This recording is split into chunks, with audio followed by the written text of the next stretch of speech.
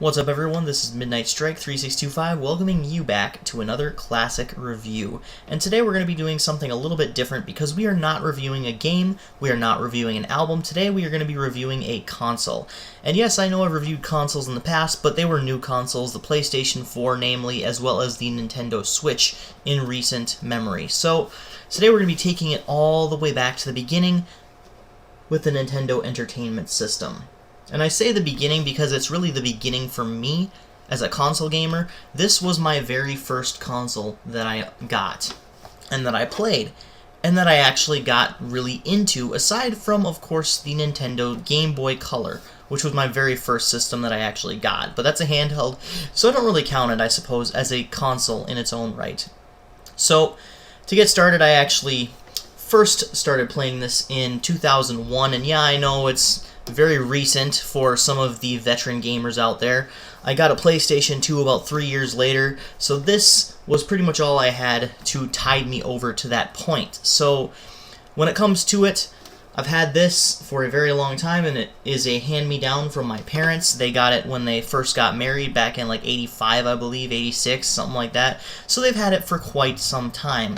Along with maybe like 10 or so games, this console pretty much defined my early childhood. Games like Tiger Heli, games like Demon Sword, games like Super Mario Bros. 1 and 3, of course.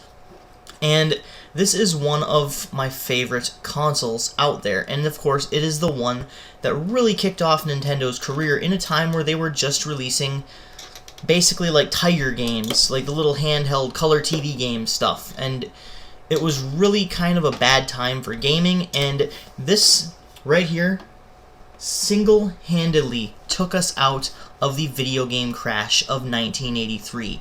There are games for all sorts of demographics, including kids games, of course, but some of the games that are featured on this system are so insane and ridiculously hard that even the most seasoned veteran adult can't actually beat the game. They actually used to have a commercial for this system that basically exclaimed that no one could beat the characters of Nintendo. It had all the characters in the background with the Mario Castle theme music playing, and they were laughing and snickering in 8-bit saying, "You can't beat us, you can't beat us," and it was just the funniest thing ever. So Nintendo back in the day, as well as of course Sega 90s commercials, if you can tell, Nintendo had some of the funniest commercials out there, the most entertaining. I mean, just look at Ocarina of Time's commercial, "Whilst Thou Suck." But I am getting off topic. This is one of my favorite consoles. Even though I only have a handful of games for it, the quality of the games speaks volumes. So, the console isn't perfect, and one of its glaring flaws, I would have to say, is the fact that you have to blow on the cartridges every time you put it in. You got a little slot right here with some pins, and it pushes down in order to play the game. You stick it in there, and over the years, a lot of dust accumulates and builds up within the slot, making it hard for the system to actually read the game. But this system, that's really the only flaw, is the fact that you have to jiggle around the games, blow on the cartridges, but it really wasn't an issue when the game system first came out. It's one of those things that, since it is one of the oldest consoles on the market, of course it's going to have some general wear and tear, but really there's no way to repair it. I think that it's one of those things where its age sort of got the best of it, but this is a legendary legacy console.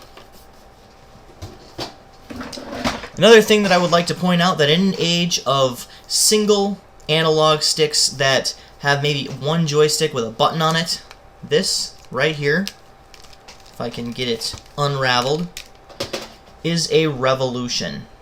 A simple controller with a D-pad right here, directional pad, select, start, 2 buttons.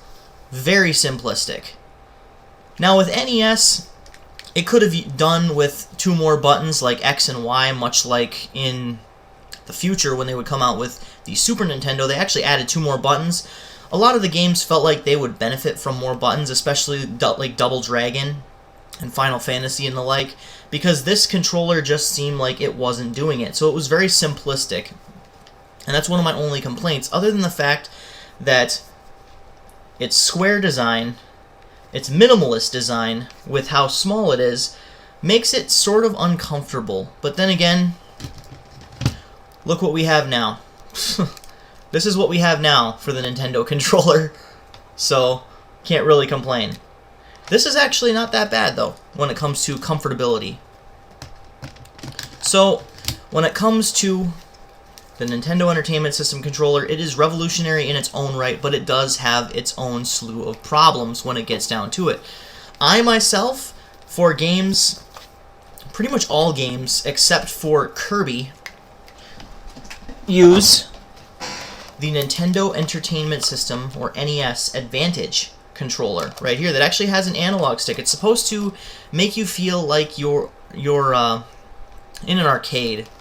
It's supposed to make you feel like you are playing with an arcade cabinet with the joystick right here. It has all the buttons, start, select, A and B, of course, but it also has some turbo buttons right here you can use if you're in the mood to cheat on some games. And it also, right here, has the slow button where it works with only a handful of games. All it does is repeatedly hit the pause button as if you're mashing it with the original controller. So they could have done a little bit better with the slow button. The only game that I have found any use for it in at all whatsoever is the Back to the Future game, and you all know how that game was received. Just watch AVGN's episode. So overall, the Nintendo Entertainment System is a fantastic system. Lots of accessories were made for it, such as the Rob the Robot, which is heavily prevalent in the Smash Brothers series ever since, I believe he was in Brawl. I think that was the first one that he was in. So that's where the younger generation knows him from. But there's a lot of accessories. The Zapper, the Power Pad. I used to have the Zapper for Duck Hunt. Played the shit out of that game back in the day. It's sadly now broken, but the Power Pad for a Twister-like experience. But overall, the NES is a fantastic system. Lots of nostalgia to be had here, and it's definitely worth picking up even in 2020 when all the new games are coming out for the Switch right here. And if you can't pick up an original Nintendo, I highly recommend getting Nintendo Switch Online, because you can play original Nintendo games as well as Super Nintendo games right there. So I have that. It's only about 20 bucks a year, so I mean it's well worth it if you're by yourself. I have the family membership, so I think it's a little bit more, like 40 or something like that. But it's still a far cry from what PlayStation and Microsoft are making you pay for their services. As far as the NES goes, it gets a, God, like 9 out of 10. I have to give it a 9 out of 10. It is a wonderful console, and it is really one of my best childhood memories as a kid growing up. There's a lot of games, a lot of stuff for it, and I just love it. This is Midnight Strike 3625.